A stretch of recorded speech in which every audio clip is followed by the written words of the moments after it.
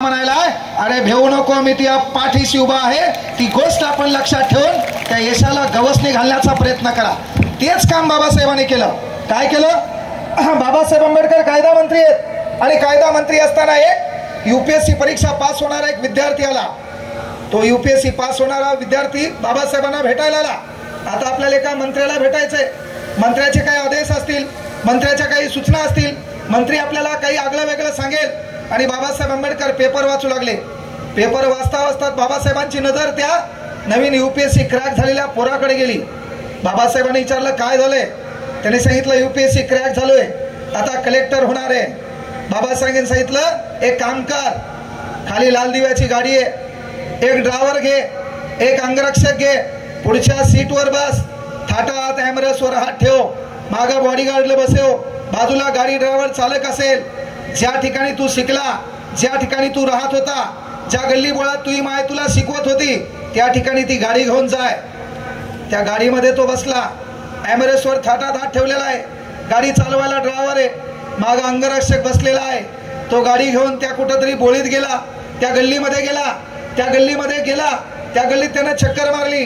Driver खाली उतरला, bodyguard खाली उतरला, त्यानं दरवाजा उघडला, थाटामध्ये आपल्या भीमाचं लेकरू खाली उतरलं. अख्खं गाव त्या लेकराकडे पाहत होतं. ते लेकरू पुन्हा त्या गाडीमध्ये बसलं आणि डॉक्टर बाबासाहेबांकडे आलं. बाबासाहेबांची चर्चा झाली, पोरग निघून गेलं. पोराला प्रश्न पडला, माझ्या बापाने मला भेटायला बोलवलं, नेमकं कारण काय होतं? तर त्यामागं बाबासाहेबाची प्रेरणा होती. अरे जुन्या काळात कुठला तरी राजा असेल तर राजा दरबारात जो कोणी काम करेल, पुढं पुढं करेल, त्याला काही भेटायचं. पण या संविधान राज्यघटना कलम 16 आहे, अब राजा का बेटा राजा नहीं बनेगा, राजा वही बनेगा जो हकदार है. अब राजा वही बनेगा जो हकदार है. आणि म्हणून त्या ठिकाणी गेल्यावर होईल काय? ज्या गाडीमध्ये तू गल्लीत जाशील, ज्या गल्लीत गेल्यावर कुठंतरी एक काळ होता, तुझी माय कोणाच्या इथं कामाल होती, तुझा बाप कोणाच्या इथं कामाल होता, आपली मावशी कोणाचे तरी धुणे भांडे करायची, आपली चुलती कोणाच्या शेतात राबायला जायची. तू ठाटात ज्या पद्धतीनं गाडी घेऊन गेला, ती गाडी उघडायला ड्रायव्हर होता, त्या ठिकाणी बॉडीगार्ड होता, त्या मागे चलणारे लाखो लोक होते. तर या लोकांना कळू द्या की आता जगातला एक सर्वश्रेष्ठ ग्रंथ आहे. या देशात राष्ट्रपती पदाला गवसणी घालण्यासाठी देशातला कुठला धार्मिक ग्रंथ कामा पडत नाही, तर माझ्या बापानं लिहिलेलं संविधान कामा पडतंय. आणि त्या संविधानाच्या भरोशावर भांडे घासणारी एक बाई असेल, लोकांच्या शेतात राबणारी बाई असेल, जिचा बाप, ज्या पोराचा बाप, ज्या पोरीचा बाप कुठंतरी कोणाच्या शेतात कामाला असेल, त्याच्याही लेकराचे दिवस आता बदलणार आहेत. तेही लेकरू लाल दिव्याच्या गाडीत फिरणार आहे. अरे तुझ्याकडे पाहून कुठली बाजूची बाई असेल, जिचं लेकरू कुठतरी शिकत असेल, तिलाही प्रश्न पडेल की आता वसिलेबाजीचं काम गेलं, माझ्या बापानं लिहिलेलं संविधान आहे, गोरगरिबाच्या घरातलं लेकरू कलेक्टर होईल, गोरगरिबाच्या लेकराचंही लेकरू डेप्टी कलेक्टर होईल, डीवायएसपी होईल. आणि हे जे दोन उदाहरणं ज्यांचा आपण सत्कार केलाय, हा कुठल्या धार्मिक ग्रंथामुळे नाही, आपल्या बापानं लिहिलेल्या राज्यघटनेच्या कलम 16 मुळे ही गोष्ट आपण लक्षात घ्यायची. आता आपलं काय खरं होतं? गावाच्या बाहेर कार्यक्रम होता आपला. आपलं खरं काय होतं? गावाच्या बाहेर कार्यक्रम होता आपला. 7 नोव्हेंबर 1900 मध्ये डॉक्टर बाबासाहेब आंबेडकरांना शाळेमध्ये दाखल केले. आणि 7 नोव्हेंबर 1900 ला बाबासाहेबांना शाळेत दाखल केल्यावर शाळेच्या पुढे एखादा हापसा असेल, शाळेच्या पुढे एखादं पाणी प्यायचा माठ असेल, तर त्या ठिकाणी प्रत्येक पाणी आपल्या हातानं गडवा घ्यायचा, ग्लास घ्यायचा, पाणी प्यायचा. पण जेव्हा अस्पृश्य नावाची जात आडवी आली, तेव्हा कोणीतरी चपरासी त्यांना पाणी वाटायला असायचा. वेळ प्रसंगी आला तर तो पाणी प्यायचा, नसेल तर तशीच भूक मारायची, पाण्याची ताण तशीच भागवायची राहायचं. त्या पाण्यावर विचार केला, वर्षानुवर्ष विचार केला. विचार करता करता लक्षात घ्या, 1908 वर्ष उजाडलं. अस्पृश्य समाजातून डॉक्टर बाबासाहेब आंबेडकर मॅट्रिक परीक्षा पास होणारे पहिले व्यक्ती ठरले. मॅट्रिक परीक्षा पास झाल्यावर गौतम बुद्धांचं चरित्र अर्जुन केळुस्कर गुरुजीकडून भेट मिळालं. त्याच्यातून त्यांच्या जीवनावर प्रभाव पडला. पण पुढे शिक्षणाची समस्या निर्माण झाली. मग शिक्षण घ्यायचंय कसं? ज्या लेकराला शाळेमध्ये शिक्षण घेताना पाण्याच्या प्रश्नासाठी भिडावं लागलं, पुस्तकासाठी लढावं लागलं, परिस्थितीशी भांडावं लागलं, तोच दिवस 2017 ला या भारत सरकारला झुकून बाबासाहेबाच्या शाळेतला पहिला दिवस राष्ट्रीय विद्यार्थी दिवस म्हणून साजरा करावा लागला, ही काही साधीसुधी गोष्ट नाही. आपल्या वाट्याला जरासा संघर्ष आला, आपल्या वाट्याला जराशी परिस्थिती वाईट आली, आपण मोकार डायलॉग घालतो. एखादं काय म्हणतंय, मला माय नाही, वयवर्ष 2 आहे, आईचं छत्र हरवलेलं आहे. आपली समस्या कोणाला सांगता येत नाही. बाहेर गेल्यावर जातीयतेचा किडा आहे, कुठं काय समस्या आहे, काय चाललंय माहित नाही. त्याच्यातून पाण्याचा प्रश्न आहे, पुस्तकाचा प्रश्न आहे. पण आज ॲटिट्यूडचा इतिहास जर आपण पाहिला, आज जरासं आपले कपडे बदलले, आपलं राहणीमान बदललं, आपलं थोडंफार महत्वाची गोष्ट शरीर रचना चांगली असेल तर आपल्याला आगळा वेगळा ॲटिट्यूड येतो. पण आपल्याला गल्लीतही कोणी ओळखत नाही. एवढ्या मोठ्या भंडारा जिल्ह्यामध्ये ओळख करायची तर साधीसुधी गोष्ट नाहीये. पण ज्या पोरी भारतातली कुठलीच शाळा नाही ज्या शाळेच्या मुख्याध्यापकाच्या पाठीमागे आपल्या बापाचा म्हणजे डॉक्टर बाबासाहेब आंबेडकरांचा फोटो नाही. ज्या पोराला शिकताना पुस्तक वाचताना अडचणी आल्या, अरे भारतातला असा कुठला शाळेचा वर्ग नाही त्या वर्गातल्या पाठ्यक्रमात डॉक्टर बाबासाहेब आंबेडकर यांच्या नावावर पाठ्यक्रमामध्ये धडा नाही. ज्या बापाला मंदिरात प्रवेश नाकारला, ज्या बापाला देवळात येऊ दिलं नाही, असं कुठलं गावच नाही भारतात. त्या भारतातल्या प्रत्येक गावात थाटात आपला बाप असा हात वरती करून हातात संविधान घेऊन उभा आहे. याला म्हणतात ॲटिट्यूड. आपलं ॲटिट्यूड दुसरंच आहे. इथं बसलेल्या पोरांनी त्या 2 पोरांचा आदर्श घ्यायचा आहे. आपला समाज शिकला पाहिजे, समाज प्रगल्भ झाला पाहिजे. जयंती कमिटीला पण विनंती आहे, जयंत्या साजऱ्या करा, डीजे लावा. ते नाचण्याचं स्वातंत्र्य पण संविधानाने दिले आपल्याला, नाही तर आपलं काय धमक होती. कांगणे सर इथं बोलायले, हे कांगणे सरला जर पाहिलं तर जातीयतेनुसार अधिकार नव्हता. कांगणे सरला ट्युशन घ्यायचा अधिकार काय नव्हता, तो दिला कोणा? संविधानानं. आणि म्हणून इथं भारतीय व्यवस्थेत राबणाऱ्या लोकांनाही सांगतो की तुम्ही काही करा, पण शेवटी कायद्यापेक्षा मोठं कोणी नाही. सामान्य उदाहरण घ्यायचं, तुमचं विहार असेल, मस्जिद असेल, मंदिर असेल, तर एक गोष्ट लक्षात घ्या, मंदिर कोणाच्या हातात आहे? पुजाऱ्याच्या. मंदिर कोणाच्या हातात आहे? पुजाऱ्याच्या. पुजारी कोणाच्या हातात आहे? ट्रस्टीच्या. ट्रस्टी कोणाच्या हातात आहे? महाराष्ट्र सरकारच्या. महाराष्ट्र सरकार कोणाच्या हातात आहे? केंद्र सरकारच्या. केंद्र सरकार कोणाच्या हातात आहे? संसदेच्या. संसद कोणाच्या हातात आहे? राष्ट्रपतीच्या. राष्ट्रपती कोणाच्या हातात आहे? संविधानाच्या. आणि संविधान कोणाच्या हातात आहे? आपल्या बापाच्या. त्यामुळे एक गोष्ट आवर्जून लक्षात घ्या, काळ बदललाय. सर म्हणू लागले मंगेश सर भिण्याची, अरे भिण्याचा विषय खलास आहे. क्रांती करणारे लोक आपण आहेत, विद्रोह करणारे लोक आपण आहेत. आपल्याला भिण्याची काय गरज आहे? अरे विनाशाशी आम्ही आमचे नाते जुळले असते तर आम्ही आमच्या घरात साप पाळले असते. जरा चुकून बुद्धाची ओळख झाली नसता तुम्हालाच काय, तुमच्या बाप जाद्यांना जिवंत जाळले असते. ती ताकद आहे, ते रक्त आहे. विषय काय, कुठतरी सम्यकतेचा विचार येतो, समानतेचा विचार येतो. पण आजही आपल्या देशामध्ये बाबासाहेब आंबेडकर म्हणल्याच्या नंतर काही बांडगुळांना वाटतंय की ही मक्तेदारी केवळ एका समाजाची आहे. बाबासाहेब आंबेडकर ही मक्तेदारी कुठल्या समाजाची नाही. बाबासाहेब आंबेडकर हे राष्ट्राची अस्मिता आहे. बाबासाहेब आंबेडकर हे राष्ट्राचं भूषण आहे. मी तर पहिली गोष्ट डॉक्टर बाबासाहेब आंबेडकरांना भारतरत्न म्हणतच नसतो का, तर भारतरत्नाचा कार्यक्रम आहे राज्यघटना कलम 18 उपकलम 1. 1954 पासून पुरस्कार सुरू. 1954 ला पहिल्यांदा 3 जणांना पुरस्कार, सर्वपल्ली राधाकृष्णन, सी राजगोपालचारी, सी.व्ही. रमण. आपल्या महाराष्ट्रातल्या महत्वाची गोष्ट 9 लोकांना पुरस्कार. महर्षी कर्वे 1958, 1963 पांडुरंग वामन काने, 1983 आचार्य विनोबा भावे, 1990 मृत्यूनंतर जाहीर केला आहे डॉक्टर बाबासाहेब आंबेडकर दिला 1991 सामाजिक न्याय वर्ष, 1992 जमशेदजी टाटा, 2001 लता मंगेशकर, 2008 पंडित भीमसेन जोशी आणि 2019 नानाजी देशमुख. हे झाले महाराष्ट्रीयन लोक. अलीकडे आपण पाहिलं तर हा पुरस्कार पी.व्ही. नरसिंहराव, चौधरी चरण सिंग, बरोबर आहे का, अलीकडे दिलेला पुरस्कार. कर्पुरी ठाकूर, लालकृष्ण अडवाणी. त्याच्या अगोदर पुरस्कार पाहिला असेल आपण, हा नानाजी देशमुख, भूपेन हजारिका, त्याच्या अगोदर जर आपण पाहिलं प्रणव मुखर्जी, पंडित मदन मोहन मालवीय, अटल बिहारी वाजपेयी, सचिन तेंडुलकर, हा भारतरत्न तुम्ही दिला, त्या सर्व सन्माननीय व्यक्तींचा सन्मान आहे.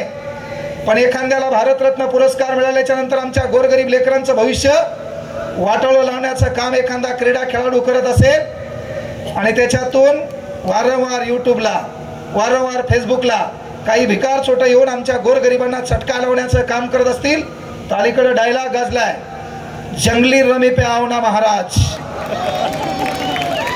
आणि या जंगली रमी पे आवना महाराजांना आपल्या लेकराचं नुकसान झालंय. म्हणून आपलं कोण आणि परक्यातलं आपलं कोण हे ओळखणं काळाची गरज आहे. तीच बाबासाहेबांना आपल्याला कृपा दिलेली आहे, तीच संविधानाने आपल्याला ताकीद दिलेली आहे की आपल्याला आपले लोक ओळखता आले पाहिजे. आणि ते ओळखल्याशिवाय पर्याय नाही. जयंती कमिटीला मी विनंती करतो, पुढच्या काळात जेवढे कार्यक्रम ठेवा, एवढा मोठा शो ऑफ करायची गरज नाही, एवढा मोठा स्टेजही टाकू नका. इथं बसलेला प्रत्येक जण मान्यवर आहे आणि इथं बोलणारा प्रत्येक जण जो बोलतो त्या आगळ्या वेगळ्या कुठल्या धार्मिक ग्रंथामुळे नाही, डॉक्टर बाबासाहेब आंबेडकरांनी लिहिलेल्या संविधानामुळे आहे.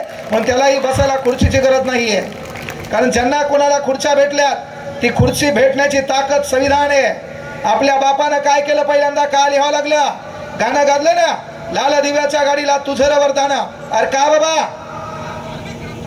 1930 ला गोलमेज परिषद होती.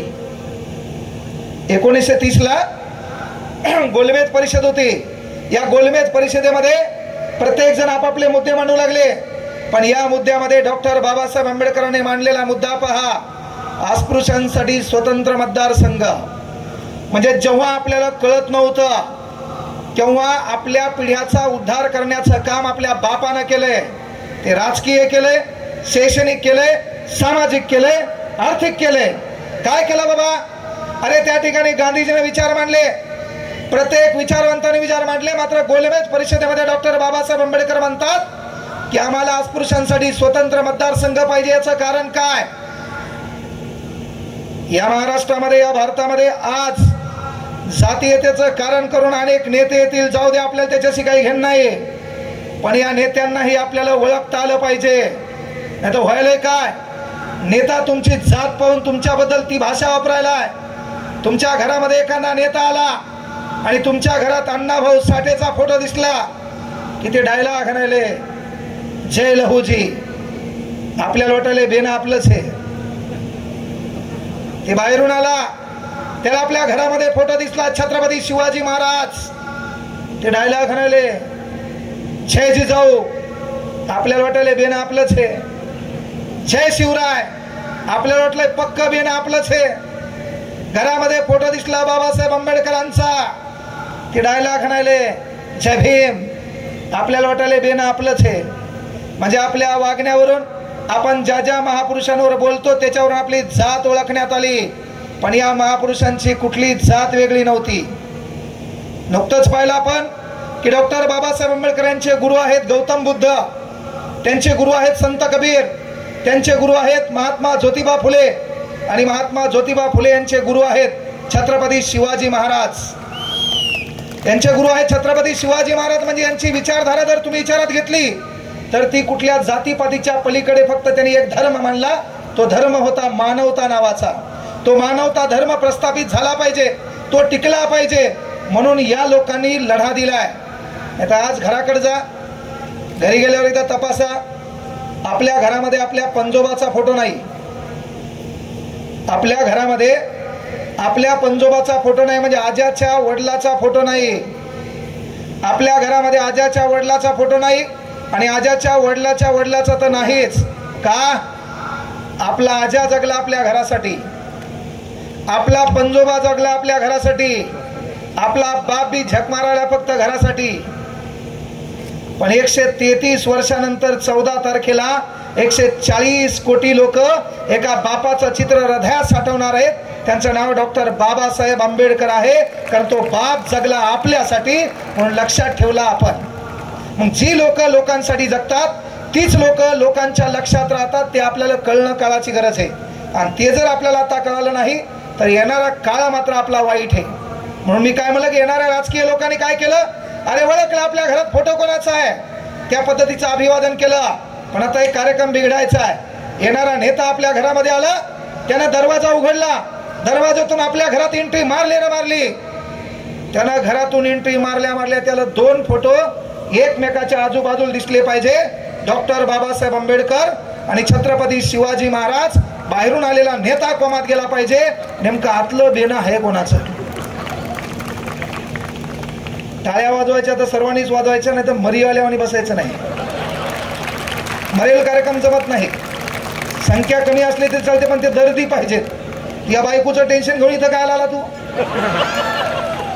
है ना, त्याला ताण आहे, ती बसली म्हणून बसावले. नाहीतर मग आता विचार ठरलेला, आज जातो एकदा